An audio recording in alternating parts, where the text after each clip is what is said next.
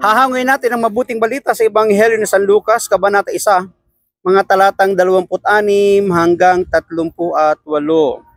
Noong panahong iyon, ang Anghel Gabriel ay sinugo ng Diyos sa Nazaret, Galilea, sa isang dalaga na ang pangalay Maria. Siya'y nakatakdang ikasal kay Jose, isang lalaki, buhat sa lipi ni Haring David.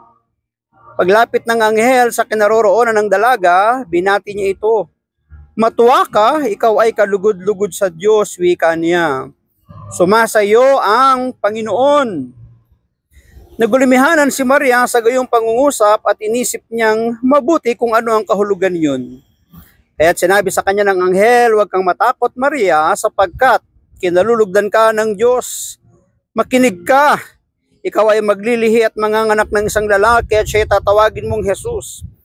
Magiging dakila siya at tatawaging anak ng kataas-taasan. Paanong mangyayari ito gayong ako'y dalaga? Tanong ni Maria. Sumagot ang anghel, bababa sa iyo ang Espiritu Santo at lililiman ka ng kapangyarihan ng kataas-taasan. Kaya't banal ang ipanganganak mo at tatawaging anak ng Diyos. Natatandaan mo ang iyong kamag-anak na si Elizabeth. Alam ng lahat na siya'y baog, ngunit naglihi siya sa kabila ng kanyang katandaan. At ngayon, ika-6 na buwan na ng kanyang pagdadalang tao, sapagkat walang hindi mapangyayari ang Diyos. Sumagot si Maria, ako'y alipin ng Panginoon. Mangyari sa akin ang iyong sinabi. At nilisan siya ng anghel. Pagpalain po ng Diyos ang pagkabasa ng kanya pong mabuting balita. Mapapansin po natin sa ating pagbasa na ang isang anghel ay nagkaroon ng magandang balita para kay Maria na siya ay maglilihi ng ipanganganak niya mula sa Diyos, binhi sa Diyos. Hindi kagagawa ng tao ang kanyang pagdadalang tao, ang kanyang pagbubuntis, kundi kagagawan ng Diyos. Ngunit isang suliranin ang dumating kay Maria sapagkat sinasabing paano mangyayari yun na siya'y isang dalaga. Totoo nga naman. Ngunit sa kabila ng lahat ng yun, alam naman natin na mayroon po siyang itinakdang kasintahan sa katauhan ni Jose. Pero hindi pa po sila nagkakaroon ng tinatawag na ceremonial wedding or doon sa tinatawag na kasalan. Sila ay pinagkakasundo parang sa ating sa probinsya na ipinagkakasundo ng mga magulang. So mapapansin natin na yung balita na yun, na mabuting balita, nagdulot ng kaguluhan, nagulumihanan nga siya. Minsan sa buhay din natin, marami mga pangyayari na mga balitang dumarating na pinagmumulan ng kagulumihanan, kaguluhan sa ating isip. Pero ang nakakatuwa, sapagkat yung anghel mismo ang nagbigay ng comfort sa kanya. Sapagkat sinasabing ang batang Jesus, ang kanyang ipagdadalang tao, ay magdudulot ng malaking kaligtasan sa sangkatauhan. So puntahan na po natin ang pinakasusing salita sa atin pong pagninilay. Handa akong naririto upang sundin ang loob mo. Kinakailangan ng Diyos ang pagkikisa ng tao sa plano niyang kaligtasan. Totoo, hindi magaganap at mapangyayari ang kaligtasang plano ng Diyos kung walang makikisangkot na isang tao. Kaya nga kung si Virgin Mary, ang mahal na birhen ay hindi nakiisa, hindi sumang-ayon sa plano at nagpakasangkapan sa Diyos, wala tayong Jesus na kinikilala. Walang kaligtasan na ating nararanasan.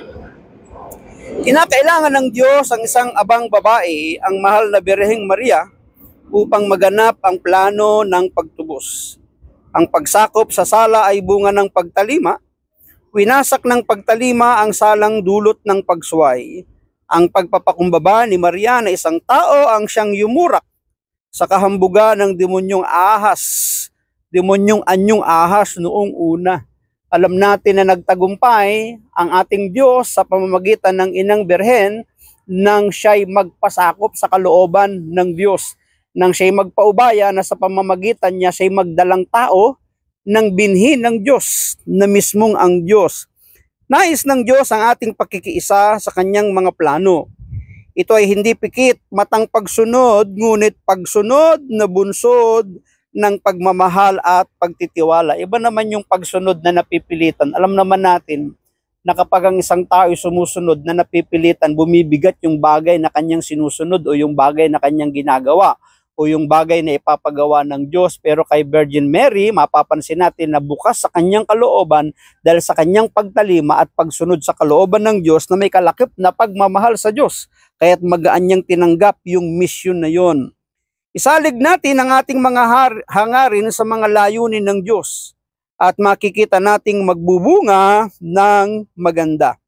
Tulad ng mahal na birhen, hindi man natin lubos na nauunawaan ang kalooban ng Diyos, manalig tayo dahil siya ang ating Ama na hindi tayo ipapahamak. Alam mo naman natin ang kasaysayan, ang malaking suliraning kinaharap ng inang birhen, di ba? Si Jose nga pinagbalakan pa nga siya iwan, talikuran, di ba? Para hindi daw mapahiya ang inang birhen, si Virgin Mary. Pero alam natin na namagitan ang Diyos at mamagitan ng anghel, kinausap si Jose na samahan, huwag iwan, kundi magpatianod sa kalooban ng Diyos. Minsan, kailangan din nating magpatianod sa kalooban ng Diyos sapagkat alam natin, kung ang Diyos ang nagutos, siya ay kasama natin. Kung ang Diyos ang nagpagawa, siya ang kasama natin. Kung meron man siyang ipapagawa, hindi niya tayo iiwan. Bakit? Hindi ka dadalhin ng Diyos sa isang laban na hindi kanya ipagtatagumpay. Kagaya sa ating buhay ngayon, marami tayong kinasadlakan sa buhay, pero hindi ka iiwan ng Diyos, hindi tayo iiwan ng Diyos. Dadalhin ka ng Diyos sa isang laban na ikaw ay magtatagumpay. Bakit? Para ipaalam niya sa atin na siya ay ating kasama. So ano ang kailangan natin? Tayo ay manalig sa Diyos na hindi niya tayo ipapahamak. Sa buhay natin ang pagtalima sa Diyos sa pamamagitan ng pagsuko sa Kanya ng ating mga plano at paghingi ng gabay sa Kanya sa lahat ng ating mga gawain. Ito po'y hamon na sa atin ngayon. Alin? Ang isabuhay, tumalima, magsuko ng ating buhay saan? Sa mga plano na gusto ng Diyos. Ang kailangan lang natin hingin yung Kanyang gabay at patnubay para magawa natin yung ipinapagawa ng Diyos. Maraming salamat at pagpalain tayo ng ating Panginoon. Ang akin lamang palaging sambit, hayaan natin na ang Diyos ang palagi ang maging Diyos ng ating buhay. Bye-bye and bye-bye. Thank you,